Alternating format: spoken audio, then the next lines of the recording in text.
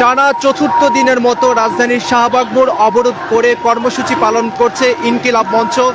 আজকে দুপুর 2টার পর থেকে তাদের এই কর্মসূচি শুরু হয়েছে। আপনারা জানেন গত কয়েকদিন ধরে তাদের এই কর্মসূচি চলছে এবং এই মুহূর্তে শুনতে পাচ্ছেন নানা স্লোগান দিচ্ছেন তারা ওসমান হাদির হত্যাকারীদের বিচারের দাবিতে।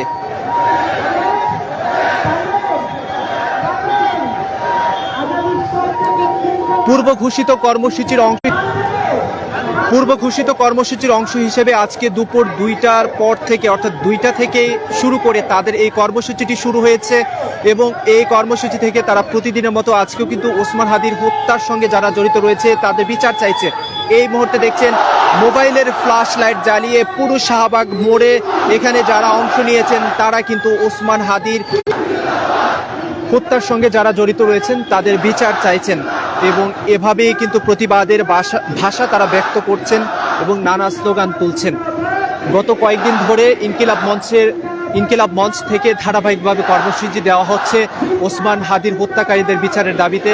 আজকেও কিন্তু টানা চতুর্থ দিনের মতো এই কর্মসূচিটি তারা পালন করছে এবং আপনারা জানেন সর্বশেষ গতকাল তৃতীয় দিনের মতো কর্মসূচি পালন করে তারা যেই 4 দফা দাবি জানিয়েছিল এবং সেই 4 দফার মধ্যে তারা জানিয়েছে খুনের পরিকল্পনাকারী এবং খুনিদেরকে সহায়তাকারী এবং তাদেরকে পালাতে সহায়তাকারী কিংবা আশ্রয়দাতা হিসাবে যারা রয়েছে তাদের প্রত্যেকের যাতে বিচার করা হয় এবং তাদেরকে এই 24 ঘন্টা আগামী 24 দিনের মধ্যে তাদের যাতে বিচার কার্য নিশ্চিত করা হয় সেই দাবি তারা জানিয়েছেন। এছাড়া তারা বলেছেন যে 24 ঘন্টার মধ্যে হামলাকারীদের ফেরত যদি না দেয় ভারত, তাহলে ভারতে অবস্থানের বিরুদ্ধে সুনির্দিষ্ট বক্তব্য যদি তারা না পায়, একই সঙ্গে ভারতীয়দের ওয়ার্ক পারমিট যাতে বাতিল করা হয় সেই দাবি তারা জানিয়েছেন।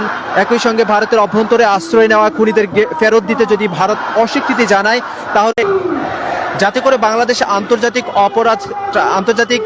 অপরাধ ট্রাইব্যুনালে অর্থাৎ আন্তর্জাতিক যে আদালত রয়েছে সেখানে যাতে ভারতের বিরুদ্ধে মামলা করে, সেই তৃতীয় দফায় তারা সেটি জানিয়েছে। সর্বশেষ তারা জানিয়েছেন যে সিভিল মিলিটারি ইন্টেলিজেন্সের মধ্যে ঘাপটি মেরে থাকা ফ্যাসিস্ট দোসরদের চিহ্নিত করে তাদেরকে বিচারের মুখোমুখি করতে হবে এবং তাদেরকে গ্রেপ্তার করতে হবে, এই দাবিটি তারা জানিয়েছেন। মোট এই 4 দফা দাবিতে তারা গতকালকে কর্মসূচি শেষ করেছে।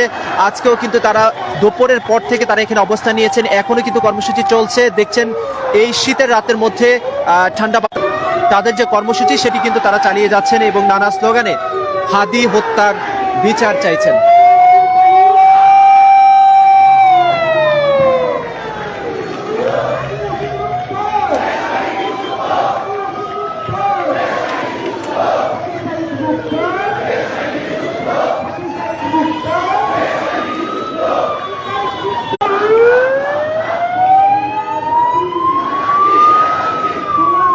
দর্শক, আপনারা জানেন যে গত 12ই ডিসেম্বর রাজধানীর পুরানাপল্টন বক্স কালভার্ট এলাকায় নির্বাচনী প্রচারণা শেষে ফেরার পথে গুলিবিদ্ধ হন ইনকিলাব মঞ্চের মুখপাত্র শহীদ শরীফ ওসমান হাদি। তার সেখান থেকে তাকে পরবর্তীতে Dhaka medical college ever care হাসপাতাল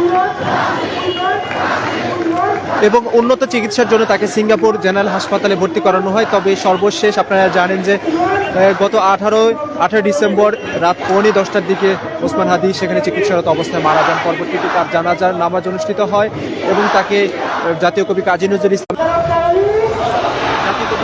ইসলামের পাশে তাকে এরপর থেকে আসলে তার বিচারের দাবিতে সোচ্চার হয়ে ওঠে ইনকিলাব মঞ্চ এবং আহ্বান জানায় সরকারকে যাতে করে হাদির বিচার করা হয় এবং এই হত্যার সঙ্গে যারা জড়িত তাদেরকে সঙ্গে গ্রেফতার করা হয়। তবে সরকারের পক্ষ থেকে তারা জানিয়েছেন সেটিতে ইনকিলাব মঞ্চের সন্তুষ্ট হতে পারেনি। তারা জানিয়েছেন সর্বশেষ গতকাল তারা জানিয়েছেন সেই জন্য কিন্তু তারা এই আন্দোলন চালিয়ে যাচ্ছেন এবং তারা প্রত্যাশা করছেন সরকার দ্রুত সময়ের মধ্যে শহীদ শরীফ হাদির হত্যার সঙ্গে যারা জড়িত রয়েছেন গ্রেফতার হয়েছেন আওতায় নিয়ে আসবেন, সেই প্রত্যাশা তারা ব্যক্ত করেছেন।